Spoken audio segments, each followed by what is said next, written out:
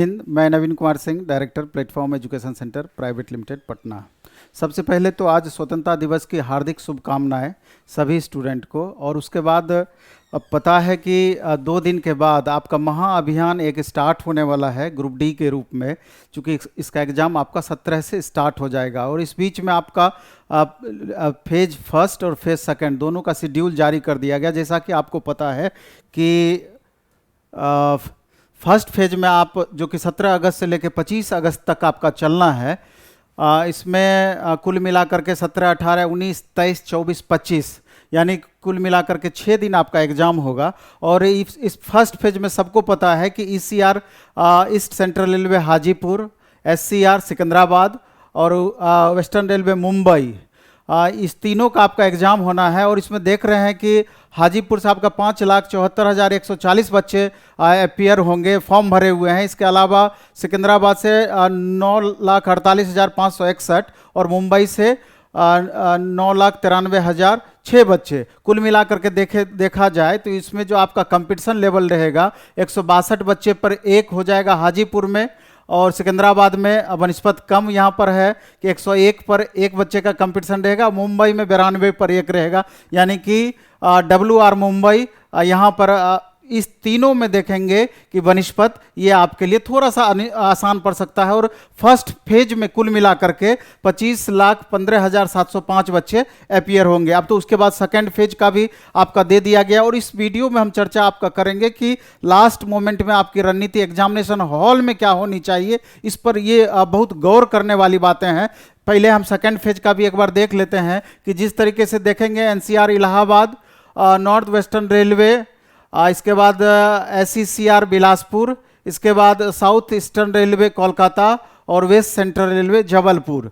इसमें आप कुल मिलाकर के कितने कितने बच्चे फॉर्म डाले हुए हैं ये सबको पता है कि इलाहाबाद में आपका NCR इलाहाबाद में 9,11,082 बच्चे हैं, और नॉर्थ वेस्टर्न रेलवे में 9,61,027 बच्चे हैं, और SECR बिलासपुर में 2,83,221 बच्चे हैं। साउथ ईस्टर्न रेलवे कोलकाता में 4,94,277 बच्चे हैं, और वेस्ट सेंट्रल रेलवे जबलपुर में 5,28,589 बच्चे हैं। और इसमें जो आपका दिया हुआ है कि 162 बच्चे पर एक का कंपटीशन लेवल है आपका इलाहाबाद में, और नॉर्थ वेस्टर्न रेलवे में 183 पर एक का है। इसके बाद SECR बिलासपुर में 170 पर एक का है, साउथ ईस्टर्न रेलवे कोलकाता में 100 पर एक पर है, और वेस्ट सेंट्रल रेलवे जबलपुर में 131 पर एक है।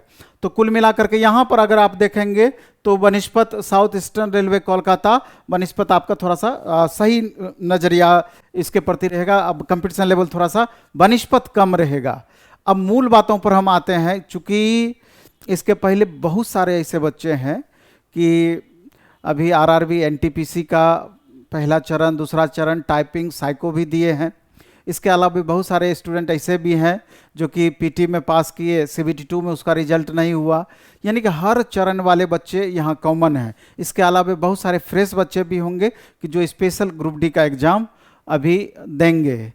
सवाल ये उठता है कि एक तरीके से माना जाए तो चूँकि 1,03,000 प्लस वैकेंसी है, एक अच्छा अपॉर्चुनिटी आपके पास में है। तो इससे पहले के एग्ज़ाम में, चाहे आप रेलवे का एग्ज़ाम दिए हों या स्टेट लेवल का कोई एग्ज़ाम दिए हैं या दूसरा कोई एग्ज़ाम में आप अपियर हुए हैं, तो वहाँ पर अगर आपको दिक्कत रहा है, अगर वहाँ पे फाइनली अगर आपका सिलेक्शन नहीं हुआ है या किसी भी सूरत में आपको दिक्कत वहाँ पर अगर होती है, तो एकमात्र ऑप्शन आपका तत्काल आपको RRC ग्रुप डी का ही बचता है। और ये अगर आपके हाथ से फिसल जाता है तो मेरे ख्याल से बहुत परेशानी आने वाले दिनों में बढ़ सकती है, ऐसा सबको पता है। क्योंकि ये मानते हैं कि मोदी जी 10 लाख वैकेंसी की घोषणा किए हैं, तो वो 10 लाख पर हम क्यों जाएंगे, कब वैकेंसी आएगी, पूरा प्रोसेस कब तक में होगा, ये एक सोचने वाली बात है। कोशिश ये करना है कि अभी 3 साल, 4 साल, 5 साल जो आप लगातार मेहनत करते आए हैं, जो लगातार आप तैयारी में अपना समय दिए हैं, तो लास्ट मोमेंट में किसी भी सूरत में कोई भी अपनी गलती के कारण से हमारा रिजल्ट प्रभावित ना हो, इस पर बिल्कुल भी ध्यान देना चाहिए। उम्मीद करते हैं कि आपका तैयारी बहुत ही बेहतर हो चुका होगा, चूँकि पर्याप्त समय मिला है आपको। इसके बाद ये भी हम उम्मीद करते हैं कि प्रैक्टिस भी आप सही तरीके से किए होंगे। मॉक टेस्ट वगैरह सही तरीके से आप दे रहे होंगे और रिवीजन भी लगातार आप किए होंगे और कर ही रहे होंगे। और परफॉर्मेंस जो एक होना चाहिए कि मिनिमम जो एक कट ऑफ लेवल जा सकता है या मिनिमम जो सेफ स्कोर जो हो सकता है उससे ऊपर आपका जा रहा होगा, जो बच्चे सीरियसली दिए होंगे। तब भी बहुत बच्चों के साथ चूंकि कंपटीशन है, आपको पता है कि फाइनली 1,03,000 प्लस वैकेंसी जो दिया हुआ है उतने ही बच्चों को लेना है। बाकी तो 1,18,00,000 या 15 लाख जितने भी बच्चे हैं, बाकी तो उसमें से इतना वैकेंसी जितना है उसमें से कम कर दीजिए, उतने बच्चे तो छटेंगे ही। तो सवाल ये उठता है कि जो डिजर्व करते हैं वैसे कैंडिडेट जो लगातार मेहनत किए हैं, मेहनत तो मैक्सिमम बच्चे किए हैं, तो अंतिम रूप से सफलता पाने के लिए हर छोटी छोटी बातों पे आपको गौर करनी पड़ेगी और हर सब्जेक्ट पर आपको बेहतर ध्यान देना होगा, क्योंकि थोड़ा थोड़ा मार्क्स ऐड करके ही आप मैक्सिमम तक पहुंच सकते हैं।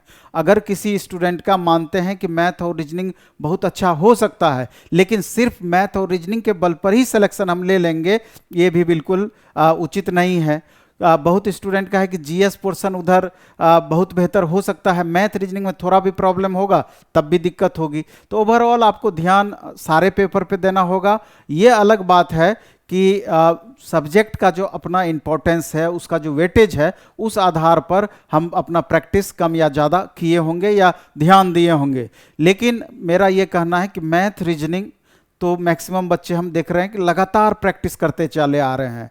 कन्फ्यूजन थोड़ा सा बहुत बच्चों के साथ है, तो जीएस पोर्शन में खास करके करंट अफेयर्स, स्टैटिक जीके को लेकर के, क्योंकि करंट अफेयर्स में जनरली देखा जाता है स्टैटिक जीके में, क्योंकि स्टैटिक जीके भी करंट से रिलेट करके पूछा जा रहा है, कि संतुष्टि नहीं होती है।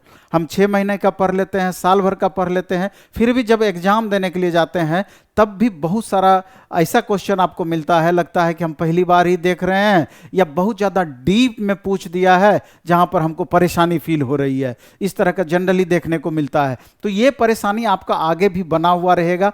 ध्यान इसमें यह देना है कि अपने हिसाब से हमको कमी बिल्कुल भी नहीं करनी चाहिए। 1 साल के अंदर का करंट अफेयर्स अच्छे से हमको रिवीजन करके जाना चाहिए। एग्जामिनेशन हॉल में चूंकि अब आपके पास बिल्कुल भी समय नहीं है, खास करके जिसका 17, 18, 19 को एग्जाम या पहला चरण में जिनका एग्जाम होना है उसकी बात हम कर रहे हैं, और बाकी जो स्टूडेंट आगे होगा उनको तो थोड़ा थोड़ा रिवीजन के लिए समय अभी से लेकर के बचा हुआ ही है और लगातार रिवीजन कर ही रहे होंगे। तो पहला जो हम इस पर अभी थोड़ा सा एग्जामिनेशन हॉल में किन बातों को ध्यान रखना है इस पर हम चर्चा करेंगे, और बाकी जो जिन स्टूडेंट का आगे चल करके एग्जाम होना है तो उस पर भी हम चर्चा करेंगे। तो सबसे पहले तो हमको ये देखना है कि जब एग्जामिनेशन हॉल में हम पहुंचते हैं तो सेंटर पर हम थोड़ा सा बिफोर पहुंचेंगे, कि लास्ट मोमेंट में हड़बड़ाहट किसी भी तरह का नहीं होना चाहिए, क्योंकि जो आप 3 साल 4 साल जितने भी दिन तक आप मेहनत किए हैं पूरा का डिसाइड आपका उसी 1.5 घंटे में हो जाना है। तो वो 1.5 घंटा का जो आपका टेम्परामेंट है वो बहुत महत्वपूर्ण है, क्योंकि वहाँ पर आपको थोड़ा सा भी कमी आपके वजह से होता है या दिमाग आप स्थिर नहीं रख पाते हैं, कूल नहीं रख पाते हैं, तो हो सकता है कि इसका खामियाजा आपको भुगतना पड़ सकता है। कोई भी वैसी गलती नहीं होना चाहिए जिससे कई बार होता है कि इजी क्वेश्चन है हम गलती कर बैठे। अगर 2-4 गलती इस तरह का कर देते हैं तो हो सकता है कि आप दौड़ से बाहर हो जाएं। इसलिए एक भी क्वेश्चन आपको जानते हुए गलती नहीं होना चाहिए, नहीं तो वो क्वेश्चन आपको दौड़ से बाहर कर सकता है। तो मेरा कहना है कि समय से आपको सेंटर पे पहुंचना है, और जब एग्जाम आप स्टार्ट करेंगे तो टाइम मैनेजमेंट आपके लिए बहुत महत्वपूर्ण होगा, क्योंकि 90 मिनट में 100 क्वेश्चन आपको बनाना है। तो बहुत ज़्यादा निश्चिंत आपको नहीं हो जाना है। 45 सेकंड के लगभग आपके पास एक क्वेश्चन के लिए बचता है, तो उसमें मैथ और रीजनिंग का आपको मालूम है कि कुल मिला के 55 क्वेश्चन मैथ और रीजनिंग मिला करके होगा, रीजनिंग से 30 और मैथ से 25। तो 55 क्वेश्चन में आपका मैक्सिमम समय लगेगा, क्योंकि मैथ बहुत छोटा भी क्वेश्चन होगा, बहुत कैलकुलेटिव भी क्वेश्चन होगा। तो इसलिए पहला हमारा जो अपना मानना है कि फर्स्ट अटेम्प्ट में जितना भी क्वेश्चन आप सॉल्व करते हैं एक निर्धारित समय में, तो एक्यूरेसी लेवल वहाँ पर आपका मैक्सिमम होता है। मान लीजिए कि पहले अटेम्प्ट में आप 80 क्वेश्चन सॉल्व किए और फिर टाइम आप बचा पाए, जो क्वेश्चन आपसे नहीं बना या बहुत क्वेश्चन को आप छोड़े हैं तो 20 क्वेश्चन बाद के लिए बचा है, तो 80 क्वेश्चन में आप मोर देन 90% आपका एक्यूरेसी लेवल रहेगा। ये जनरली देखा जाता है। और बाकी के 20 क्वेश्चन में आपको एक तो समय आपके पास कम बचेगा, दूसरा कैलकुलेटिव क्वेश्चन रहेगा, या मैक्सिमम वैसा क्वेश्चन वहां पर बचना है आपका जहां पर आप परेशानी फील किए हैं। तो बहुत क्वेश्चन तो उसमें आपसे डायरेक्ट नहीं बन पाएगा, बहुत क्वेश्चन है कि अगर उस पर आप मेहनत करेंगे 20 क्वेश्चन में तो 2-4-5 क्वेश्चन वहां आपका सही हो भी सकता है। तो इसी हिसाब से चलना है। तो मेरा ये कहना है कि चूंकि मिक्स क्वेश्चन आपका एग्जाम में पूछा जाएगा तो आपको क्वेश्चन छांट छांट करके भी नहीं बनाना है। जब भी बनाना है तो एक बगल से ही बनाने का कोशिश करना है, नहीं तो उसमें क्वेश्चन छूटने की संभावनाएं बढ़ जाएगी या क्वेश्चन में आप सही से मैनेज नहीं कर पाएंगे। तो पहला राउंड में हम हमेशा इस बात को बोलते हैं कि क्वेश्चन बनाने से ज़्यादा महत्वपूर्ण है कि किस क्वेश्चन को हमको छोड़ देना चाहिए। छोड़ देने का मतलब ये है कि अगर बहुत सारा मैथ में जैसे क्वेश्चन आपको बड़ा कैलकुलेटिव क्वेश्चन है, या रीजनिंग में आप देखेंगे कि बड़ा सा क्वेश्चन है कि उसको पढ़ने में ही हमको बहुत ज़्यादा समय लगने वाला है, जैसे सीटिंग अरेंजमेंट है, पजल का भी वैसा क्वेश्चन हो सकता है, या अन्य क्वेश्चन भी उस तरह के कुछ क्वेश्चन आपको मिल सकते हैं।